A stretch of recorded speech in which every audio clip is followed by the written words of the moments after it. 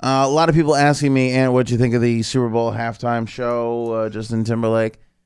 Hey, I thought it was great. Okay, I thought it was phenomenal. I mean, I literally, you can't go on Twitter anymore. It's everything is super negative. I literally don't know what people want. I really, the expectations are insanely ridiculous. Now, if you didn't like it, cool. That's fine if it wasn't your cup of tea. But you look at this kid, and for 14 minutes, he performed his rear end off, singing and by the way, he was actually singing. He was singing to a backing track, of course, right? But you try and do 30 seconds of the dancing that he was doing and sing, okay? You try that. Again, I feel like our expectations have just blown so far out of proportion. It's insane. I literally want you to climb up a flight of stairs and try and sing for 10 seconds, and let's see how good you do, okay? He did a great job. I thought he was really good. I wasn't shocked to see Jimmy Fallon there. I mean, I knew he was taking the Tonight Show there, but they're such close friends. I knew he would be a part of the proceedings in some way, shape, or form, and there he was drinking a Pepsi up at the start. And this is the Pepsi that brings you the Pepsi Super Bowl Halftime Show! Go get him, Justin! He started in a underground location.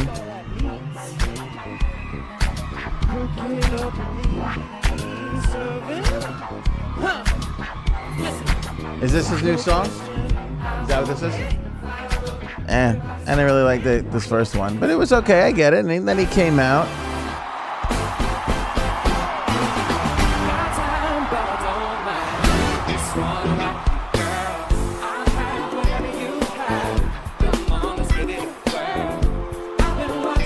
Again, he is singing. He's dancing. It sounds all right.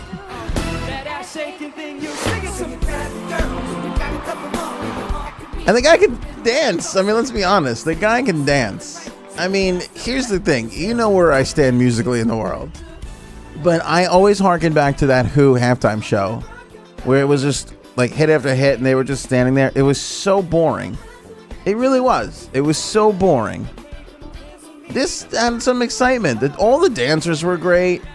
The choreography was great. He was on like 4 different stages. He was actually singing. Now, whether his band was playing or not, I don't know. I would guess that they were playing to a track. But even still, they sounded good. At least he had an actual band, right? And wasn't just some synthesized computer-made track. And people were complaining about the sound quality. I thought the sound quality was fine.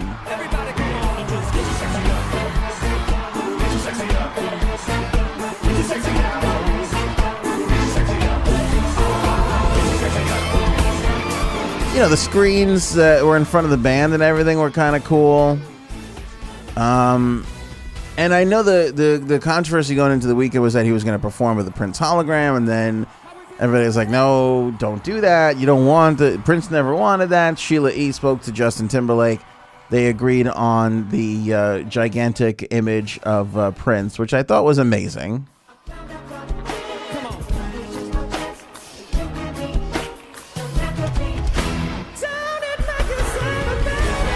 I mean, the kid sounds amazing. I mean, he's singing it's not easy to sing and do all that. Again, walk up a flight of stairs and try and sing a line for me and see how good you do. I feel like we've lost perspective a little bit. Yeah, the marching band's involved, which is a nice little touch for the Super Bowl.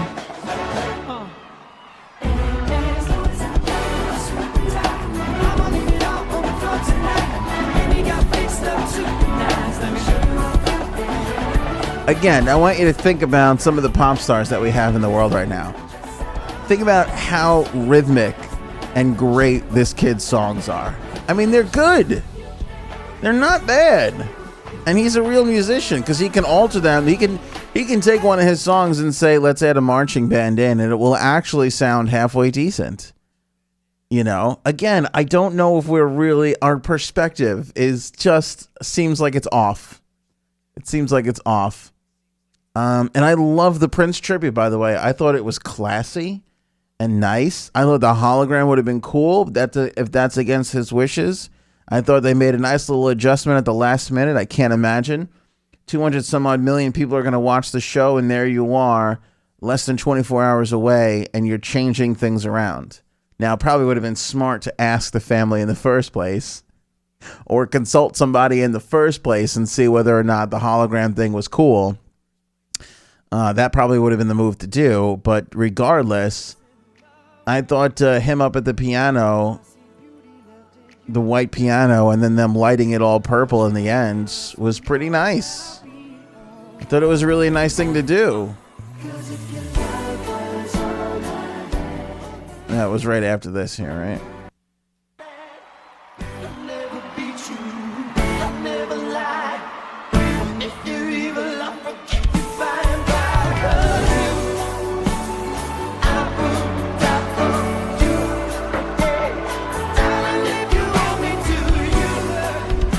He slowed the arrangement down, classed it up, really nice.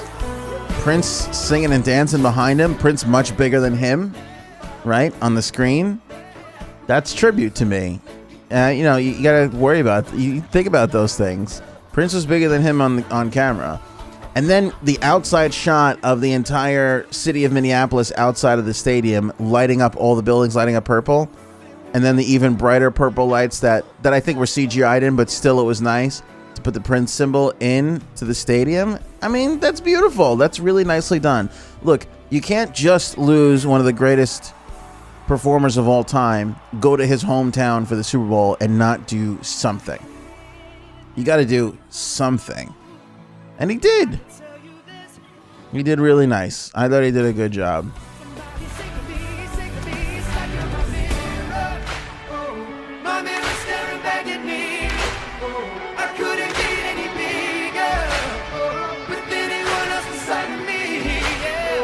Again, 12 minutes in after all this dancing and performing, and this guy is still singing. I just don't know what you guys want. Some of you guys. It wasn't all bad. A lot of people got it and, recognized how difficult the performance was and how good it was. There were good songs. There were danceable songs, right? Oh, and then he did the one from Trolls, right? Everybody loves this one.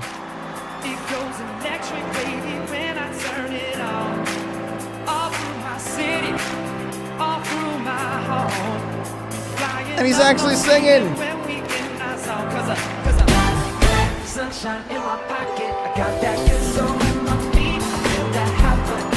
And I saw some people like, oh, the sound was terrible. He was a little low in the mix. But again, I think he probably wanted it that way because he wanted it to sound good.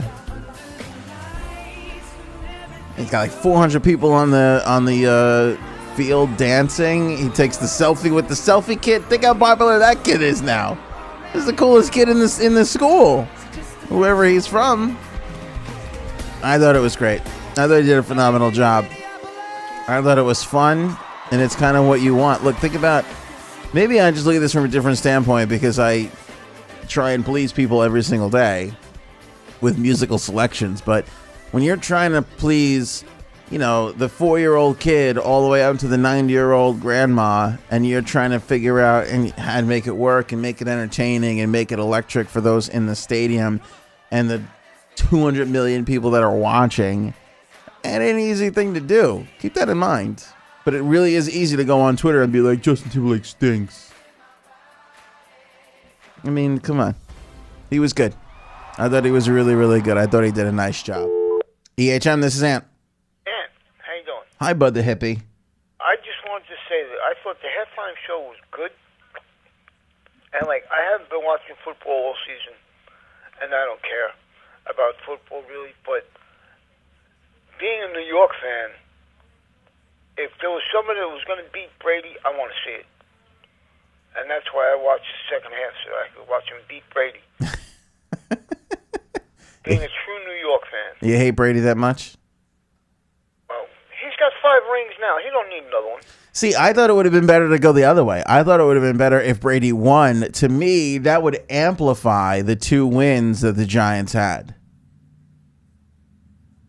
I thought that would have been better if he won, actually, for the Giants' sake. Because now no longer can you say the Giants and Eli were the only ones that could stop Brady and Belichick. But they were the only ones that did it during the season. Yeah, who cares about that? Super Bowls is all it's about. That's what people are going to remember. Yeah, well, but Justin did a good job dancing.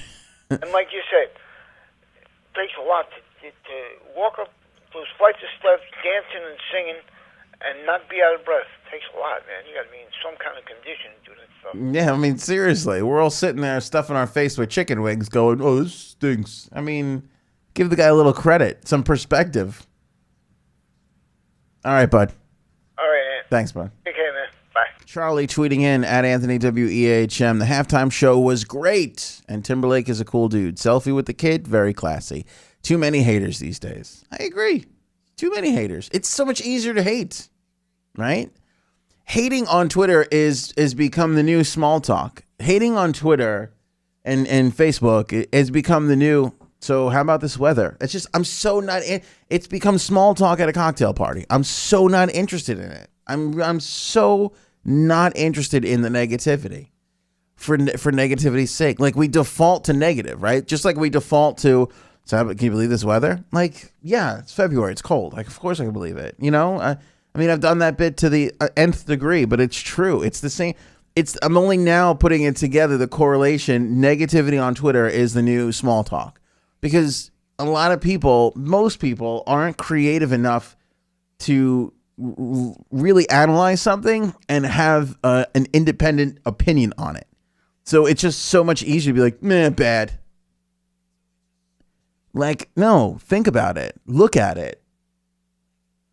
And by the way, and I know I'm probably going to catch some flack for being like Justin Timberlake's halftime show was better than The Who's halftime show, but just look at it. I mean, I'm not criticizing The Who for not being able to dance, but The Who went up there and they did the same songs they've been doing for 40 years, the exact same way, and had some fun lights around them. You know, I mean, put zero effort into this thing. You look at Justin Timberlake, like there actually had to be some preparation for the show. The choreography, making it all work. The 4 stages the guy was on, right? I mean, and by the way, and here's a simple one, he changed the arrangements of not only the Prince song, but his own songs so that the entire thing would feel fresh and new, but familiar at the same time. I mean, that little tiny thing is genius. I'm sorry. He changed the arrangements of the songs and made them sound new. He brought some new excitement to the performance. Like, that's a performance. That's a show. Getting up there and giving me the same hit that you had 40 years ago, one right after the other, not that interesting to me. Like, even Bruce, when he did his thing, like, you know, it was electric. He's running around. He's sliding on his knees on stage like he was doing something. He was out there trying to bring something to it. He had medleys together and he tried to do his thing. He tried to bring some excitement to it. Told everybody to put down their nachos and stand up. I mean, he had a little thing going. You know, I mean, it's not easy to do these shows. I feel like we're all, a little perspective. We're forgetting that a smidge. Just forgetting that a smidge. Changing the arrangements, the choreography, the technology, everybody holding up the mirrors, everybody holding up the phones. I mean, that was cool stuff, Now, granted, it wasn't as cool as the Lady Gaga getting the little drones to all float together to make a Pepsi logo. That was cool. But still, they had some cool parts to it. And that band sounded great, whether they were playing to a track or not. They had to record it at some point, so I give them credit. They sounded really, really good. Again, it was a band, and it wasn't just, a canned, studio track. At least it was live at some point, even if it wasn't live at that very moment. Would I have preferred that? Of course, but I think we all know that at this point, it's just not, the Super Bowl is not allowing that to happen. And he sang live too. Sure, he was over a track, but again, some concessions are necessary when you're going live to 200 million plus people. You know? Some concessions are just definitely necessary. And he still, I thought, sang his heart out and danced his little heart out and did a really, really good job. I thought he did a good job. Again, I can't believe I'm waving the Justin Timberlake flag this morning, but I am. I thought the kid did a good job.